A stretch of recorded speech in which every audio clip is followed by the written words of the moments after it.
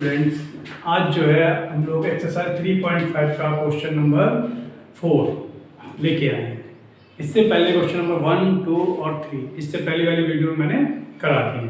हमको जो question number 4 है उसमें 5 पार्ट है। उन 5 पार्ट्स का फोटो मैं इस वीडियो में लगा दिया है। मेरे पास बुक है, मैं इससे पढ़ूंगा और उनका सोल्यूशन आप लोगों को कराऊंगा।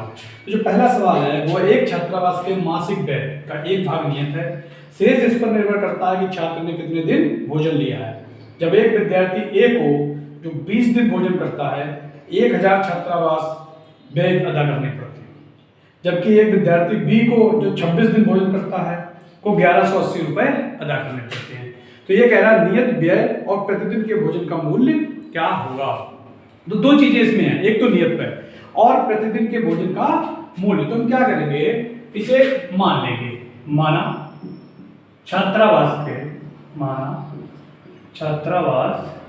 का नियत व्यय बराबर x रुपए और प्रतिदिन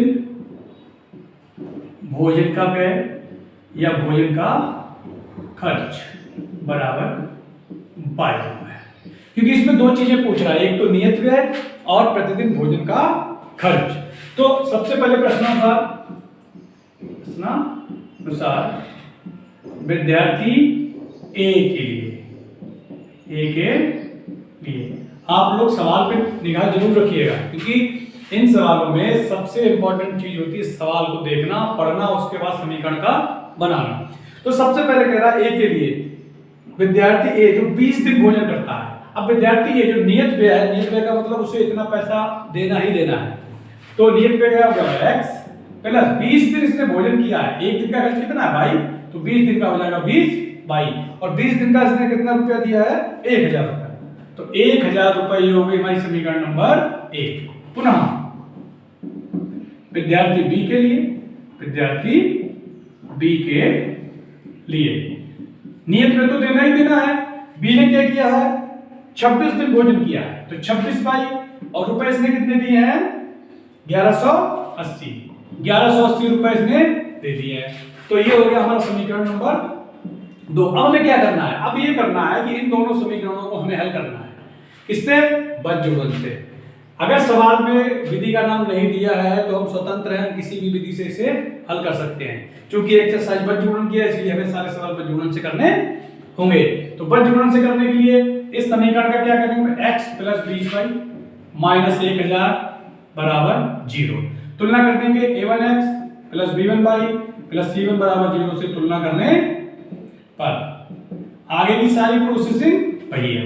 a1 बराबर 1 बक्से बंद, b1 बराबर 20 बक्से बंद, c1 माइनस 1000 बक्से में बंद। फिर समीकरण 2 जब लेंगे तो x प्लस 26 माइनस 1180 बराबर 0। तो फिर तुलना करेंगे a2x plus b2 plus c2 बराबर 0 से तुलना करने पर a2 बराबर कितना आ जाएगा, 1, b2 बराबर आ जाएगा 26, c2 बराबर आ जाएगा माइनस 1180। अरे बक्से बंद कर दो। इतना काम करने के बाद अब हमें शुरू करनी पड़ेगी बच जोड़न विधि। तो बच जोड़न विधि के लिए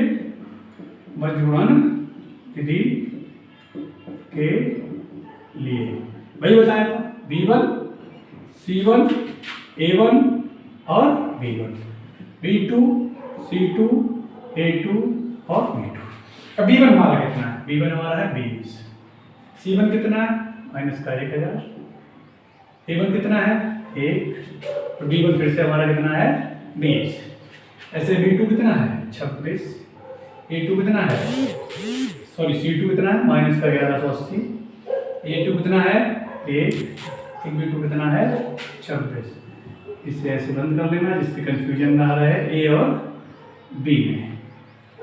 तो x बटे इसकी और इसकी गुणा करते हैं, माइनस लगेगा 1 और 1 2 0, 8 दूनी 16 का 6 हासिल 1 और 11 दूनी 22 और 1 23, 23,600 माइनस इसकी और इसकी गुणा 26 गुणा 1000 से 26,000 काहे का आएगा माइनस।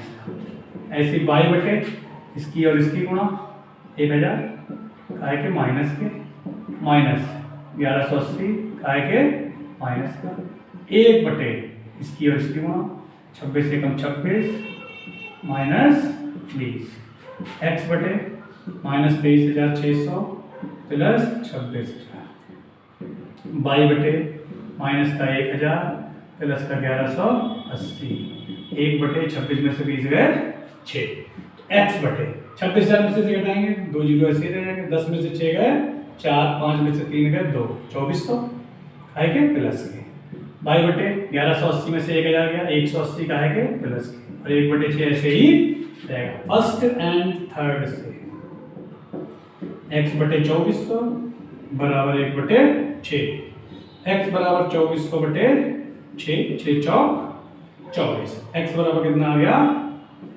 400 सेकेंड एंड थर्ड से y बटे 180 बराबर 1/6 y बराबर 180 बटे 6 y बराबर 18 30 y बराबर 30 इसका मतलब क्या हो गया जो नियत व्यय है छात्रावास का वो 400 रुपए है और एक दिन के खाने का खर्च कितना है 30 रुपए इसके बाद लिखोगे अतः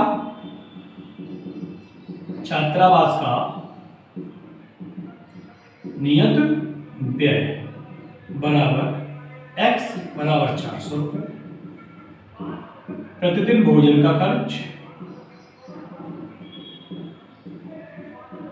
बराबर y बराबर 30 रुपए। तो इस तरह से ये सवाल हमारा आ गया। सबसे पहली चीज हमें सवाल को बड़े ध्यान से पढ़ना है। ध्यान से पढ़ने के बाद क्या करना है सारी चीजें माननी है और इसे इसमें रख दिया। अब इसके बाद जो है इसका दूसरा भाग है। सबसे पहले क्या हमें चाहिए सवाल को सही से पढ़ना है कि सवाल में पूछ क्या रहा है। जो दूसरा पार्ट है इसका 1 भिन्न 1/3 हो जाती है जब उसके अंश से 1 घटाया जाता है और 1/4 हो जाती है जब हर में 8 जोड़ दिया जाता है। तो वह भिन्न ज्ञात कीजिए। तो कैसे ज्ञात करेंगे भिन्न का कोई भी सवाल आ जाए तो माना भिन्न का अंश बराबर x भिन्न का हर बराबर y। अब इष्ट भिन्न हमारी क्या हो जाएगी अंश बटे हर का मतलब हो गया x बटे y। अब प्रश्नानुसार जो प्रथम शर्त है हमारी प्रथम शर्त में कह रहा है यदि अंश में 1 घटा दिया जाता है तो भिन्न 1/3 हो जाती है। x माइनस 1 बटे y बराबर 1/3 हल करेंगे 3x माइनस 3 बराबर y 3x minus y minus 3 बराबर 0 समीकरण नंबर 1। इसकी तुलना भी कर देंगे बज्रगुणन से करने के चक्कर में।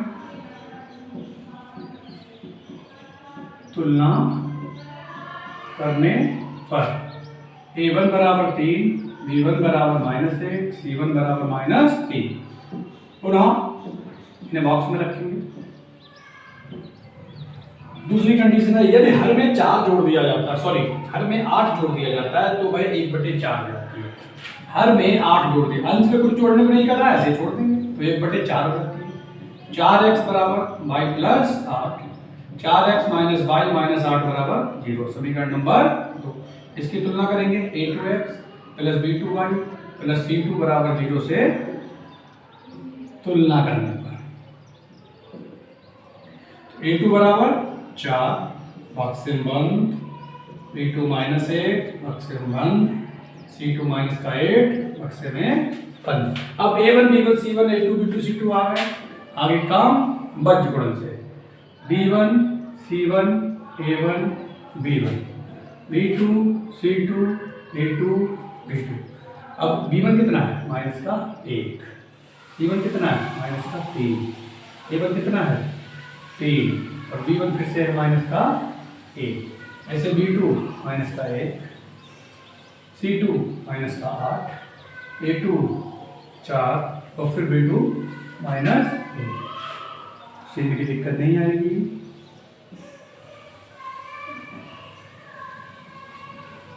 तो x बटे पहले इसकी मल्टीप्लाई माइनस माइनस प्लस 8 एकम 8 माइनस इसकी मल्टीप्लाई माइनस माइनस प्लस 3 एकम 3 y बटे इसकी मल्टीप्लाई 4 3 12 का है के माइनस इसकी मल्टीप्लाई 8 3 24 का है के माइनस 1 बटे इसकी मल्टीप्लाई माइनस का 3 माइनस इसकी मल्टीप्लाई माइनस के 4। तो x बटे 8 माइनस 3 बाई बटे -12 प्लस 24, 1/-3 प्लस 4, x बटे 5 बाई बटे 12 1/1 फर्स्ट एंड थर्ड से x बटे 5 बराबर 1/1, x बराबर कितना आ गया 5। फिर सेकेंड एंड थर्ड से बाई बटे 12 बराबर 1/1, बाई बराबर आ गया 12। अभीष्ट भिन्न क्या होगी हमारी x बटे बाई 5/12, ये क्या आ गया हमारा आंसर। अब इस सवाल को अंश और हर का जब भी कोई सवाल हो तो आपको यही करना है, पहले अंश x मानना है, हर y मानना है, और इस सवाल को आपको पूरा देखना है। ऐसा नहीं आपने स्किप कर लिया, अगर जरा सा भी स्किप कर लिया तो सवाल आपको समझ में नहीं आएगा। अब ये हो गया हमारा दूसरा पार्ट। दूसरे पार्ट के बाद हम क्या करेंगे, अब इसका तीसरा पार्ट करेंगे। अब तीसरे पार्ट को देखिए। तीसरा पार्ट करने के लिए सबसे पहले हमें क्या करना पड़ेगा, सवाल को पढ़ना पड़ेगा। सवाल को पढ़ेंगे और सही से समझेंगे और समझने के बाद उसका आंसर लिखेंगे। देखो तीसरा है, एस ने एक टेस्ट में 40 अंक अर्जित किए। जब उसे सही पर 3, अशुद्ध पर 1 अंक मिला, सही पे 4, अशुद्ध पे 2 अंक मिलेंगे तो एस 50 अंक अर्जित करता है। टेस्ट में कितने % थे माना। प्रश्न पूछ रहा है एस द्वारा सही उत्तर देने वाले प्रश्नों की संख्या बराबर x। एस द्वारा गलत उत्तर देने वाले प्रश्नों की संख्या बराबर y। यहाँ से हमारे कुल प्रश्न कितने हो जाएंगे, सही और गलत दोनों जुड़ जाएंगे, x प्लस y। प्रश्नानुसार तो प्रथम शर्त में कह रहा है सही पर उसे 3 अंक मिले। तो 3 प्रश्न थे उसके x, तो 3 के x गुणा 3 है। गलत पर कितना अंक मिला है 1, तो 1 की y गुणा y रहेगी, घटाएंगे तो कितना आ गया 40। समीकरण नंबर 1 तुलना भी कर लोगे यहाँ तो a1x plus b1y plus c1 बराबर 0 से तुलना करने पर a1 बराबर 3, b1 बराबर -1, c1 बराबर -40। बक्से में बंद करते चलो। फिर पुनः दूसरी कंडीशन है, उसमें कह रहा है सही पे 4 अंक मिले, इसका मतलब 4 है। गलत पे 2 अंक मिले, 2y, 2 से मिले 50, भाग कितने से करना है 2 से। 2x माइनस y बराबर 25 या 2x माइनस y माइनस 25 बराबर 0। समीकरण नंबर 2। अब इसकी क्या कर देंगे, इसकी भी तुलना कर देंगे। a2x plus b2y plus c2 बराबर 0 से तुलना करेंगे। तुलना करेंगे तो a2 बराबर 2, b2 बराबर -1 और c2 बराबर -25। a1 b1 c1 आ गया तो b1 c1 a1 b1 b2 c2 a2 b2। b1 हमारा कितना -1, c1 कितना -40, a1 कितना है 3 और फिर -1, b2 कितना है -1, c2 कितना है -25, a2 कितना है 2 और फिर b2 माइनस का 1। इसे ऐसे कर देना, चिन्हों की दिक्कत खत्म हो जाएगी। अब बजजोड़ लगाएंगे। बजजोड़ से x बटे इसकी मल्टीप्लाई करेंगे, -25 -1 माइनस माइनस प्लस 25 से कम 25। इसकी गुणा करेंगे, माइनस माइनस प्लस 40 से कम 40 y बटे इसकी गुणा करेंगे। 40 दूनी 80 का है के माइनस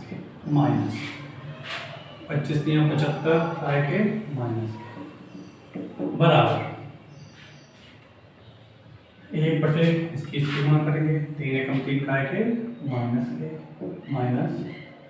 2 एकम 2 का है के माइनस के x बटे 25 माइनस 40 y बटे -80 प्लस 75 1 बटे -3 प्लस 2। तो x बटे माइनस का 15, y बटे माइनस का 5, 1 बटे माइनस का 1।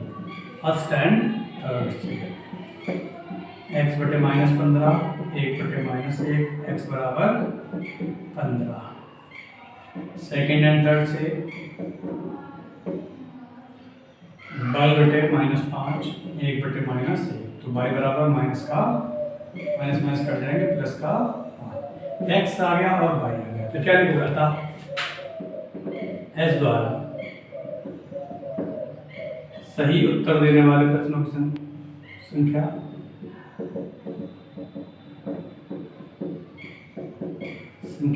बराबर x बराबर 15, गलत उत्तर देने वाले प्रश्नों की संख्या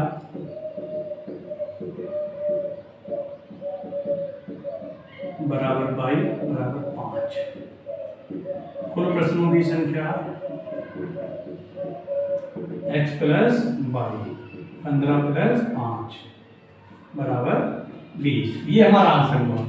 इसी तरह से इसके बाद हम चौथा और पांचवा पार्ट भी, इससे पार्ट के बाद तीसरे पार्ट के बाद आएगा हमारा चौथा पार्ट। अब चौथा पार्ट जो क्या है, चौथे पार्ट में कह रहा है एक राजमार्ग पर दो स्थान A और B के बीच की दूरी कितनी है, 100 है। जो A और B है, इधर A है कहीं और इधर कहीं है B, तो A और B के बीच की दूरी कितनी है, 100 किलोमीटर। तो सवाल में ये कह रहा है यदि दोनों एक ही गति में चलते हैं, एक ही दिशा में चलते हैं तो 5 घंटे बाद मिलते हैं, और भिन्न भिन्न दिशाओं में चलते हैं तो 1 घंटे बाद मिलते हैं। दोनों कारों की चाल ज्ञात कीजिए। सवाल को बड़े ध्यान से पढ़ना है, जो पूछ रहा है उसे मान लेंगे। माना कार A की चाल बराबर क्या है, x किलोमीटर प्रति घंटा, और कार B की चाल बराबर y किलोमीटर प्रति घंटा। तो प्रथम शर्त क्या है, प्रथम शर्त कि अलग अलग दिशा में चलती हैं। कौन सी दिशा में, एक ही दिशा में चलती है। जो पहली कंडीशन है एक ही दिशा में चलती हैं। तो जब कह रहा है एक ही दिशा में चल रही है, यहाँ पे मान लो A है, यहाँ पे B है, एक ही दिशा में जब चलेंगी यहाँ, तो ये भी इधर के लिए चलेगी, भी इधर के लिए चलेगी, तो यहाँ पे आगे कहीं कहाँ पर मिलेंगे, या C पर मिलेंगे। तो 5 घंटे में इसकी दूरी निकालेंगे, 5 घंटे में B की दूरी निकालेंगे, उन्हें घटा देंगे, घटाने के बाद वो कितना आना चाहिए, 100 किलोमीटर। तो 5 घंटे में कार A द्वारा तय दूरी कितनी हो जाएगी, दूरी बराबर सूत्र होता है हमारा चाल गुणा समय। चाल x है, समय 5 है, तो कितना हो गया 5x। ऐसे ही 5 घंटे में कार B द्वारा तय दूरी, फिर वही सूत्र y गुणा 5 बराबर 5y। तो इनके बीच की दूरी का अंतर कितना आ जाएगा, 100। आप कर दो कितने से, 5, तो x माइनस y बराबर 20, x माइनस y माइनस 20 बराबर 0। समीकरण number 1, a1x plus b1y plus c1 बराबर 0 से तुरंत तुलना भी कर लो, क्योंकि बंजगुणन से ही करना है। a1 बराबर 1, b1 बराबर -1 और c1 बराबर माइनस का। ये प्रथम शर्त हो गई हमारी। प्रथम शर्त के बाद अगर द्वितीय शर्त, ये कह रहा है अगर जो है अलग अलग दिशा में चलती है, मतलब विपरीत दिशा में चलती है, A ये रहा, B ये रहा, एक इधर चल रही है, एक इधर चल रही है, विपरीत दिशा। तो विपरीत दिशा में ये तो हमारी 100 रहेगी, 1 घंटा लगता है। कितना लगता है, 1 घंटा। इसका मतलब क्या है कि 1 घंटे कार A भी चलती है, 1 घंटे कार B भी चलती है, तो दोनों के बीच की दूरी का योग कितना हो गया, 100। तो 1 घंटे में कार A द्वारा तय दूरी बराबर x गुणा 1 बराबर x। 1 घंटे में कार B द्वारा तय दूरी y गुणा 1 बराबर y।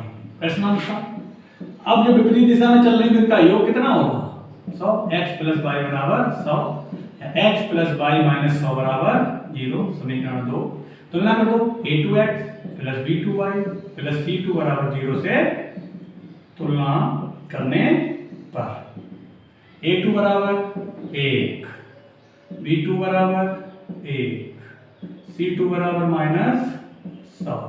अब बंजगुणन विधि से सारे वही काम, b1 c1 a1, b1 -1, c1 -20, a1 1 और फिर से b1 -1, a2 1, c2 -100, a2 1 और फिर b2 1। तो x बटे, इसे ऐसे कर देना, चिन्ह का इशू नहीं रहेगा, नहीं तो ध्यान नहीं रहता है।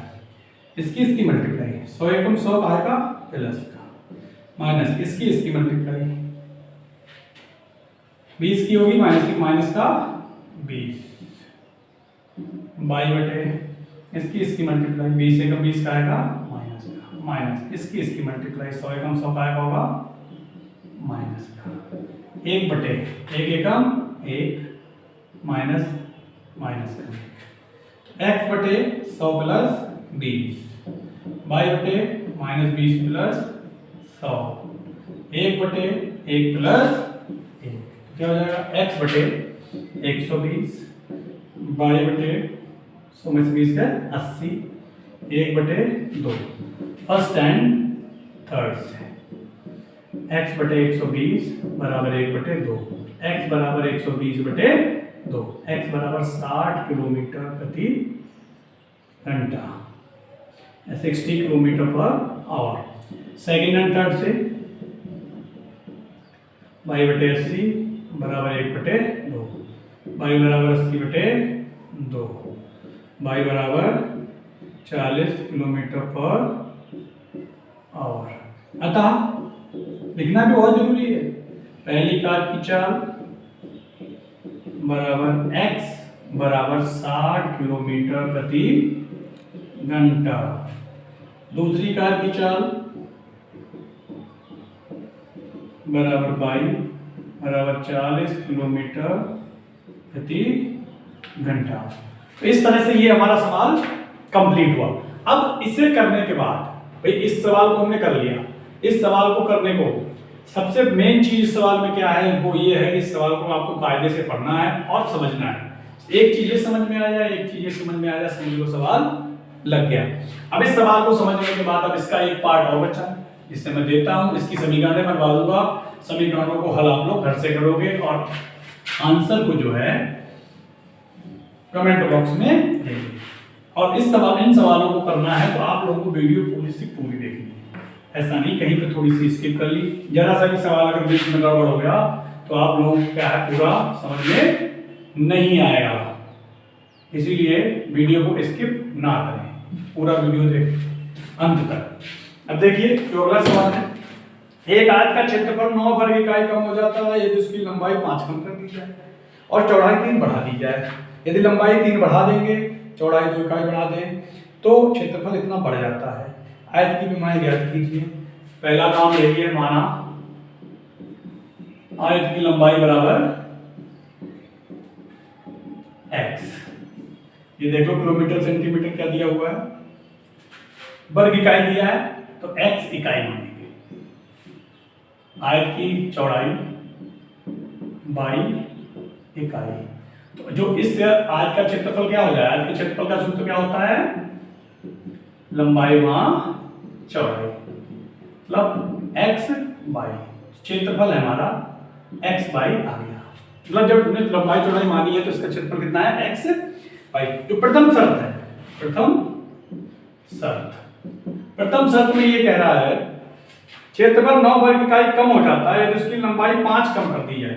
नई लंबाई 5 कम करने को कह रहा है तो x थी 5 कम x माइनस 5 इकाई हो जाएगी, और चौड़ाई, नई चौड़ाई कितना कह रहा है, लंबाई 5 इकाई कम कर दी जाए, चौड़ाई 3 इकाई बढ़ा दी जाए। इसका मतलब y बढ़ाना है तो +3 करेंगे इकाई।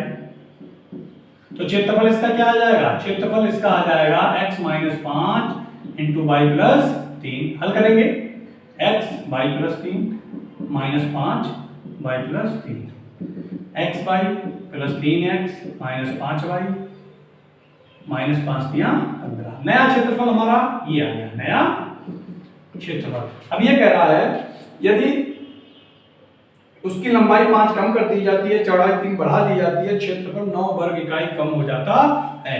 तो प्रश्नानुसार क्या है, प्रश्नानुसार नया क्षेत्रफल जो है पुराने क्षेत्रफल से 9 वर्ग इकाई कम हो जाता है। इसका मतलब क्या हो जाता है, माइनस हो जाता है। तो नया क्षेत्रफल हमारा क्या है, x y plus 3x minus 5y minus 15।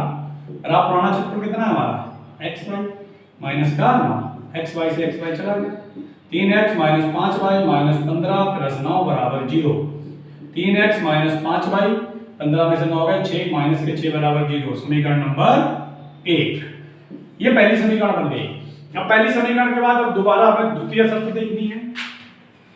द्वितीय शर्त में क्या कह रहा है? द्वितीय शर्त में कह रहा है यदि लंबाई को 3 इकाई और चौड़ाई को 2 इकाई बढ़ा दें, नई लंबाई 3 इकाई, लंबाई को यदि हम लंबाई को 3 इकाई, इसका मतलब x प्लस 3 इकाई, और चौड़ाई को कितना बढ़ा दें? y प्लस 2 वर्ग इकाई। तो हम क्षेत्रफल निकालेंगे, नया क्षेत्रफल निकालो पहले। नया क्षेत्रफल बराबर x प्लस 3 गुणा y प्लस 2, तो x की गुणा y प्लस 2 से, फिर 3 की गुणा y प्लस 2 से, x y plus 2x plus 3y plus 3 दूनी 6, ये नया क्षेत्रफल आ गया। अब जो शर्त में कह रहा है प्रश्नानुसार नया क्षेत्रफल जो है पुराने क्षेत्रफल से कितना बढ़ जाता है? 67 वर्ग इकाई बढ़ जाता है, 67। तो नया क्षेत्रफल हमारा x y plus 2x plus 3y plus 6, पुराना क्षेत्रफल हमारा वही x y plus 67, x y से एक्स वाई गया, 2x plus 3y plus 6 minus 68 बराबर 0, 2x प्लस 3y माइनस 61 बराबर 0, समीकरण नंबर 2। दो समीकरण हमारी आ गई, एक आ गई 2x प्लस 3y माइनस 61 बराबर 0, एक आ गई 3x माइनस 5y माइनस 6 बराबर 0, यह है समीकरण नंबर 1। तो इन दोनों समीकरणों को बटजोड़ विधि से आप लोगों को हल करना है, ये आप लोगों का होमवर्क है और इसका आंसर आप लोगों को बताना है।